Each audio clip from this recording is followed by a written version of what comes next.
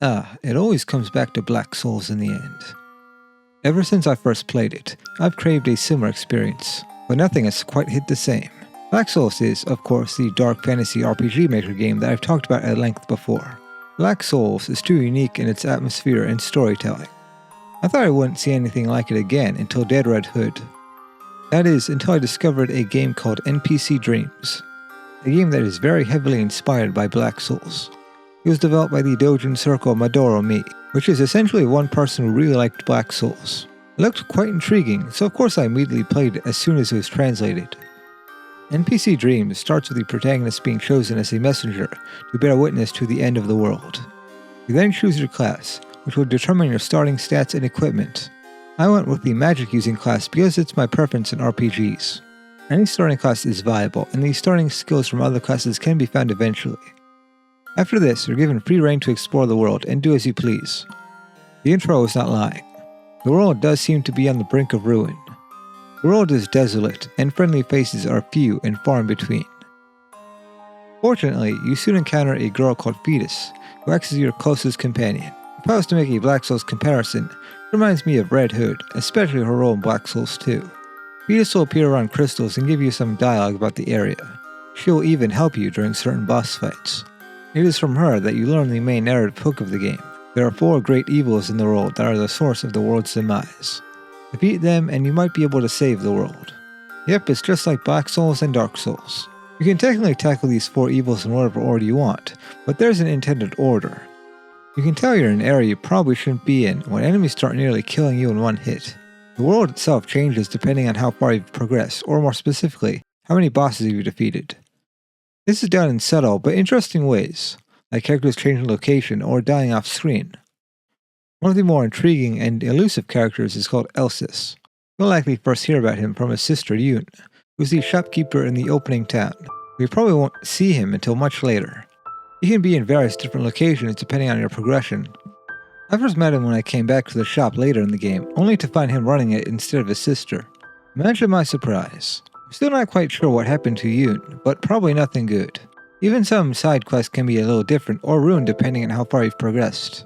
Anyway, I think details like this are neat and make replays more worthwhile.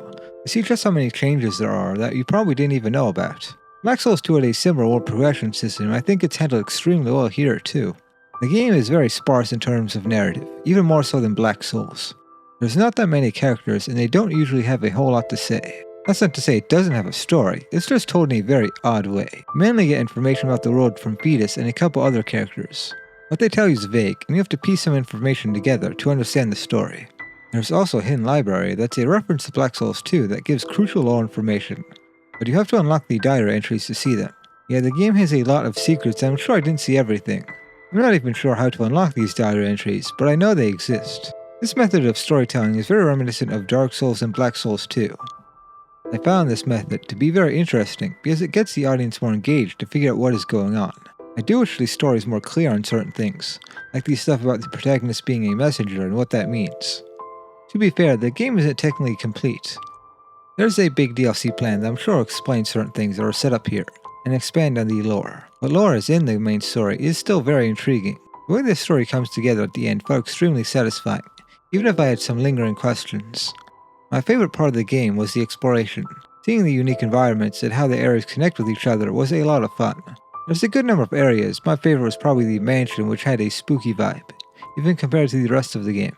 I was always looking forward to seeing what kind of bosses and NPCs I'd see next. Speaking of NPCs, Fetus is the one you'll see the most. He has the most dialogue and interactions with the protagonist. It's hard not to become endeared to her with the way she's always helpful, even during boss fights. She wants to save the world and will do anything to help you with that goal. She's pretty great, and all the revelations about her character towards the end make her genuinely compelling. You'll meet other characters too. However, most of these characters only have a couple unique lines of dialogue, and only repeat these lines. There's a thematic purpose to this. It has to do with the end of the world. I think it makes the world feel more lonely. Like these really are hollow NPCs and not people.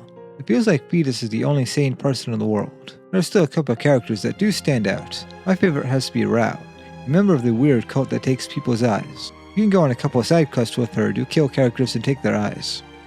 Her design is amazing. She feels like the second most important character behind Fetus, how much dialogue she has in the side quests. Aside from her, I found the girl in the House of Favor to be quite interesting. It's kinda hard to explain why I liked her without spoiling anything, but know that I felt really bad for her. Speaking of characters, it's about time I addressed the elephant in the room.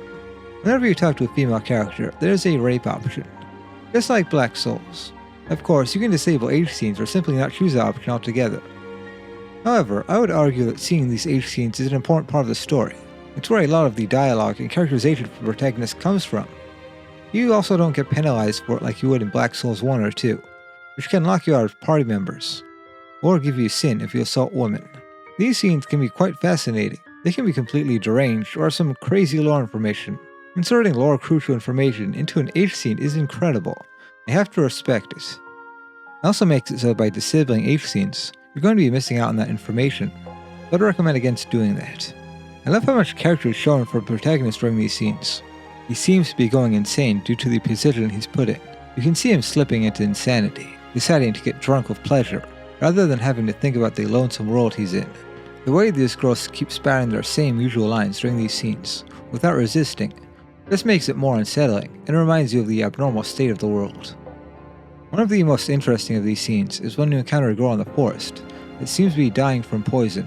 In her H scene, the protagonist is essentially begging her not to die, trying to convince himself that the pleasure it's giving to her will motivate her to live.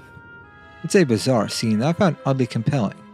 There are many scenes like that in the game. I think the way H scenes are handled is fascinating overall. It captures the insane energy H scenes in Black Souls have, also having narrative weight. Onto the gameplay, it's fun. It doesn't feel as unbalanced as Black Souls 1, where you can become a super god with infinite MP that kills everything in one hit.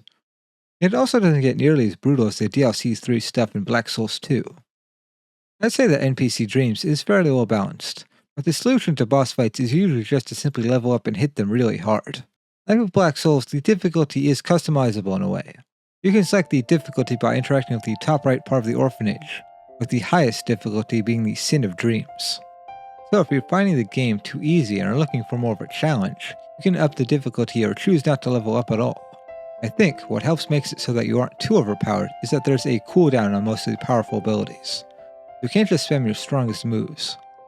There's a lot of useful abilities and spells that you get. Some you'll be more attracted to depending on your playstyle. For me, a strategy I found fun is using the spell that makes you immortal for a few turns when I was at low health, then spamming Crystallis bullets. It's a more powerful form when at low health. Not perfect because I can't use the immortal spell for a bit after it wears off. It could be bad if I use it at the wrong time. The boss uses a powerful attack while I can't use the spell, but it's enough to take down most bosses. While you don't get unlimited MP like in Black Souls 1, it does become a rather trivial resource by the endgame. In the early game, items that replenish MP are fairly scarce, which made the early game more difficult for a spellcaster like me, but it does get a lot easier when you get those items and stronger spells. Much like in Black Souls, NPC Dreams does its best to emulate the style of Dark Souls in RPG Maker. It is the classic you die text when you die.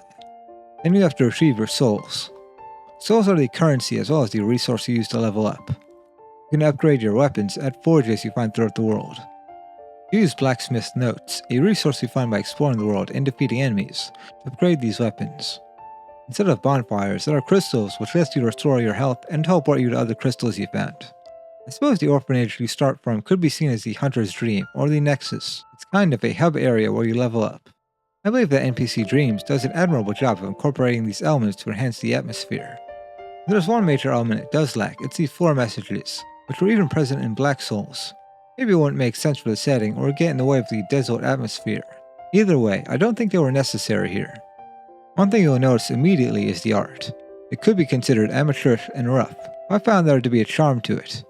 I ended up really liking the art. It is the creator's first game, so a certain bit of roughness is to be expected. Even Toro started Red Hood's Woods, so I know Medora will only improve like Toro did. And I do think it looks better than Red Hood's Woods. But they are still nice. A majority of CGs are for H scenes, but there are a couple others that convey a sense of unease extremely well.